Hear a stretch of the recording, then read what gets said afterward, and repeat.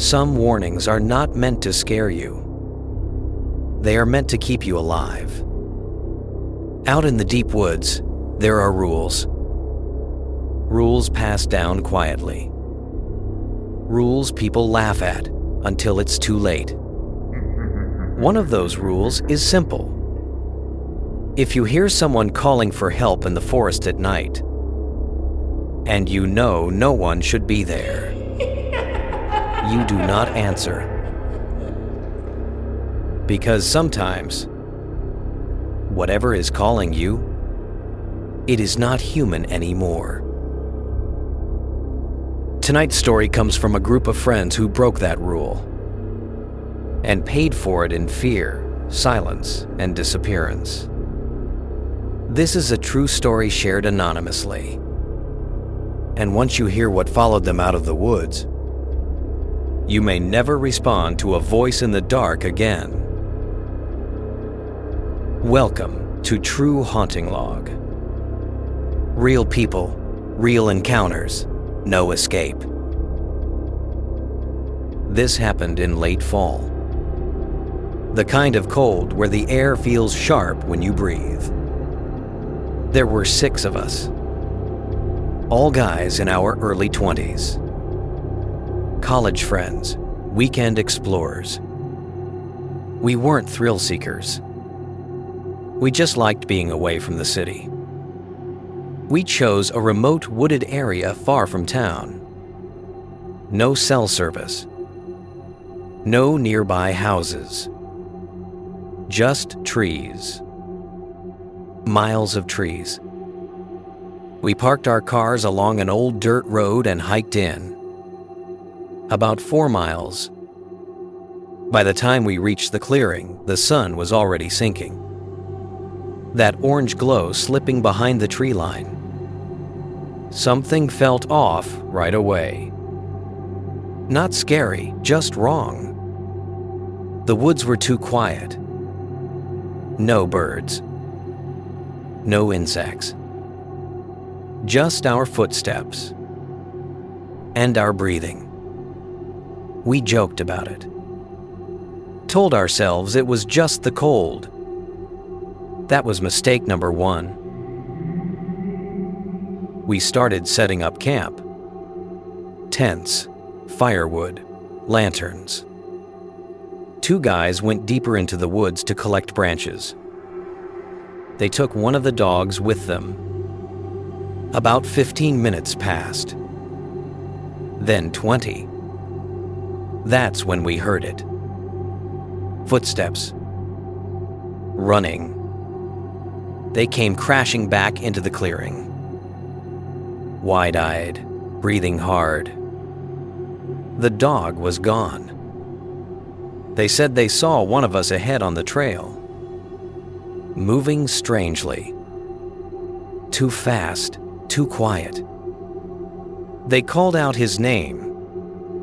He never answered.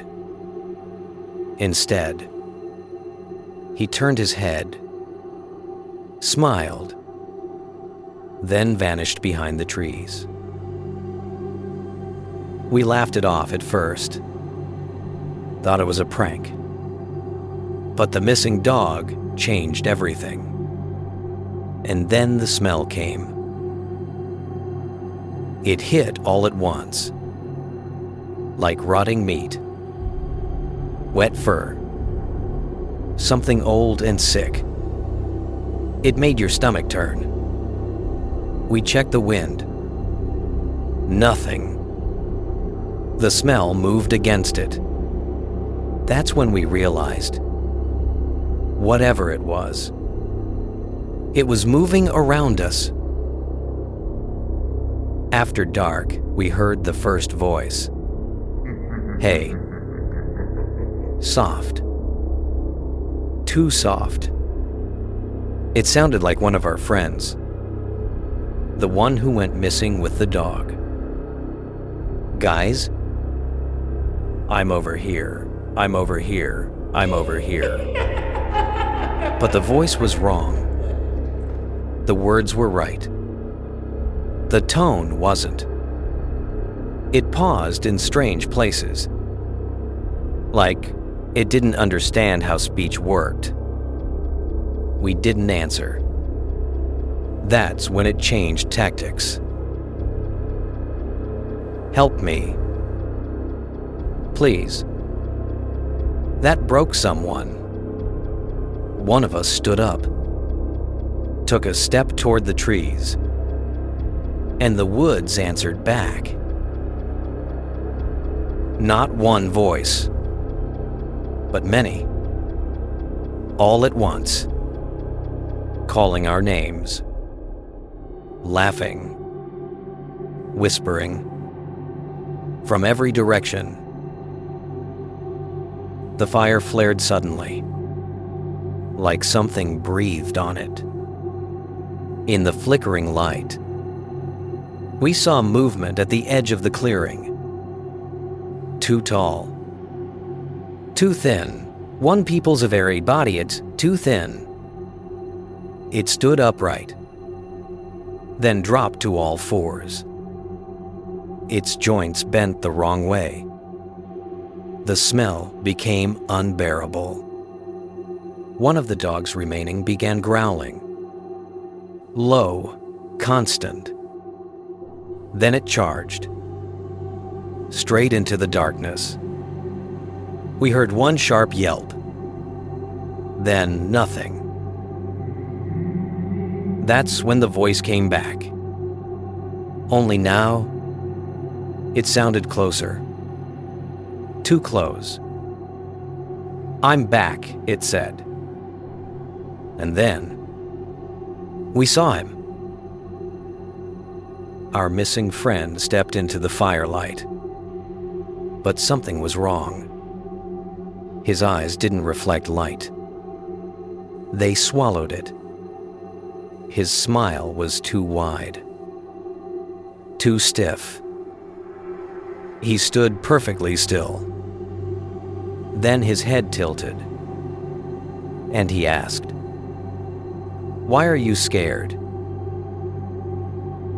His voice is layered, like two people speaking at once. We ran. We didn't grab gear, didn't pack tents. We ran until our lungs burned. Behind us, we heard footsteps. Too many. Branches snapping. Laughter. And our own voices calling us back. When we reached the road, we didn't stop. We didn't look back. The next morning, authorities searched the area. They found our camp. Destroyed. No sign of our friend. No sign of the dogs. Just footprints. Human at first. Then something else. No bodies were found. No answers given. Officials said animals. Exposure. But we know better. Because months later, one of us got a voicemail. Static. Breathing. And a familiar voice whispering, "Why didn't you help me?" Some things in the woods don't want to hurt you. They want to replace you. They learn your voice, your face, your fear. And once they do, they never stop calling. If this story disturbed you, subscribe to True Haunting Log. Real horror, real encounters. And if you have a true story, send it to truehauntinglog@gmail.com. Because your nightmare may be next.